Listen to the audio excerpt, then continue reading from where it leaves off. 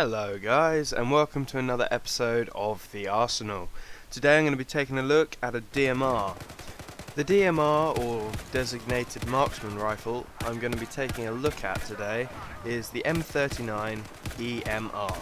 Now this rifle is effectively a sniper variant of the M14 battle rifle, a modernised, accurized version with Picatinny rails and a telescopic stock. So effectively this gun is a pimped up version of an M14, and in my opinion it's a shame they didn't include the standard M14 alongside it, because I would have really liked to take the sort of Vietnam era M14 into a battle on Battlefield 4. It would have been a really nice gun to have, as well as the pimped up version.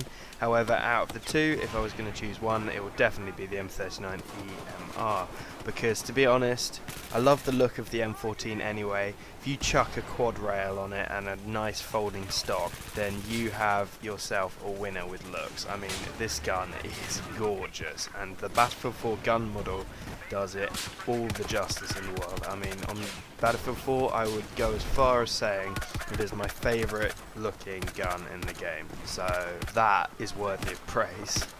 Now, DMRs in Battlefield 4 have been quite a controversial topic, with the initial state of the DMRs at release being severely hampered by A, the netcode, and B, by just poor balance. They were seriously underpowered to begin with. I tried to use the RFB and a couple of the other DMRs in the game, including this one, and I just wasn't having a good time with them at all. It was just a struggle. You were constantly having to 5-shot people at long range. And bear in mind, this gun's supposed to be a marksman's rifle, so you're supposed to be able to shoot people and targets a long way away. This gun in real life fires a 7.62 by 51mm round, which is accurate up to about 800 yards. To be honest, the fact that you couldn't take out a target at 300 yards was just ridiculous. It really frustrated me, to be honest, and I was really glad they got a buff. DICE decided to make them more akin to how they performed in Battlefield 3, rather than just being the completely useless spam weapons that you had at the beginning of the BF4's life cycle. Similar to in my last review, the weapon can be used with all the classes available on Battlefield 4.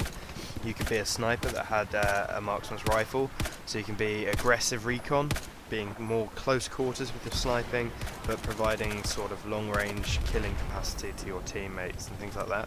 Or you could be an engineer and have a long range engineer who can be fixing up your tanks and then taking out snipers and stuff as well.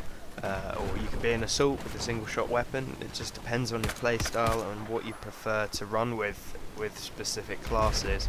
Just adapt to your situation, and this gun is versatile because you can use it on any class, so that's a definite plus in its favour, and for all the DMRs. Once you've chosen which class you'd prefer to run this gun with, you'll then need to start thinking about what attachments to put on it to make it the best it can be. Having an angle foregrip was really good for mid-range combat. You could control your shots a lot more, because this gun is not an easy gun to handle. This is not a beginner's gun. It's a bit more of an advanced weapon. It requires a lot of time to master, so the angle foregrip makes it a bit more controllable. Still not easy to control, but it makes it a bit more manageable.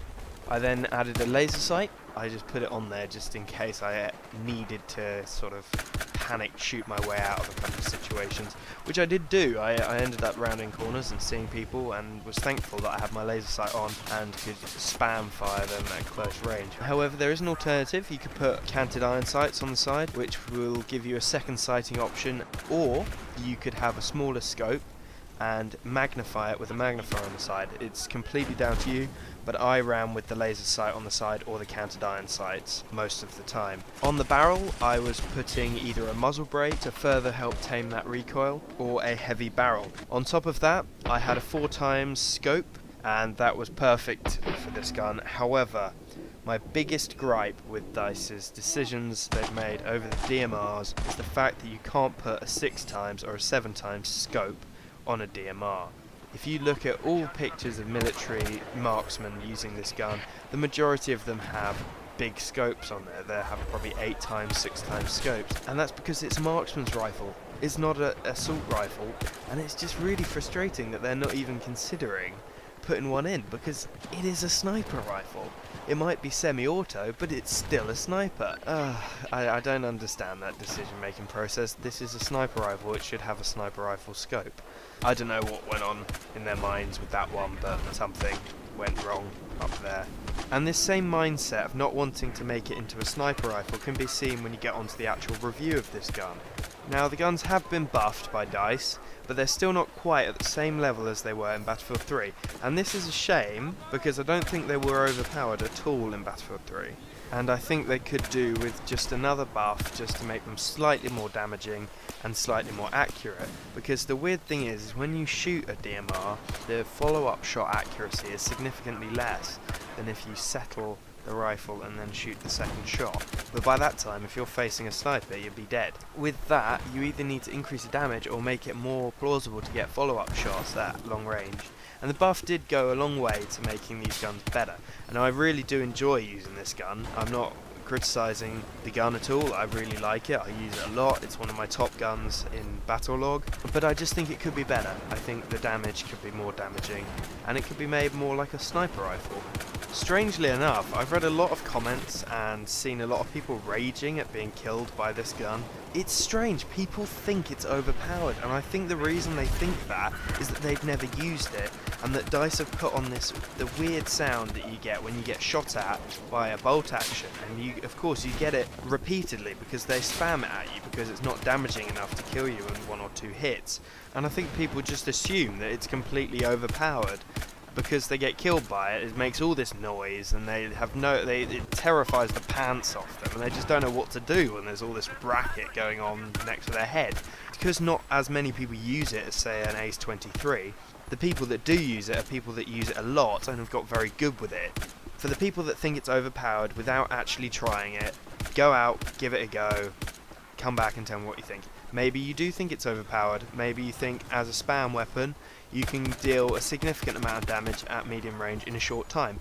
Fair enough if you think that, but you might just as easily realise that actually you've been missing out on an entire class of weapons that are decent but not overpowered and are actually fun to use. But the number of people that have raged at me killing them with this gun, and the number of people I've seen raging in chat in the game, obviously have never used it because it's not a god weapon. I would argue it's actually less powerful than almost every other class of weapons in the game. It just makes a scary noise, and some people can't deal with that. With all these negatives, you might think that this gun is not worth your time.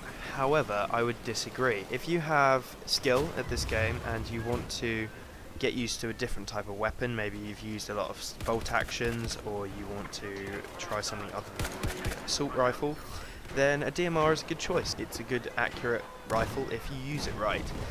I found this weapon was most effective when combining good shot placement, so aiming for the chest or the head, alongside careful shooting. So rather than just spamming, shoot one shot, wait for the recoil to drop back to its normal position, reacquire your target and then fire again, and just methodically take down your target. And sometimes obviously this won't work and you'll end up shooting very fast. As you've probably seen some of my clips, I just shoot as quickly as possible. And sometimes that works, sometimes it doesn't. But if you want to be reliable at range, just be careful and methodical about your shots and you'll find you get a lot more kills. But as I said, I have not mastered this gun yet, and I need to become more consistent with it. However, towards the end of my playtime with it, I was actually becoming fairly decent with it. I managed to go 17-0 on Siege of Shanghai Rush, which was a very, very satisfying game for me. I really love it when you can go flawless. In conclusion, it's an extremely effective gun. It's not as overpowered as everyone says it is, and it can be extremely effective if you actually spend some time with it and try and learn it. Okay guys, thanks for watching. I hope you enjoyed this video. I definitely enjoyed making it. I hope you all go out and give this gun a try. It's very fun to use, and I'll see you guys on the next episode. Thanks for watching. Goodbye.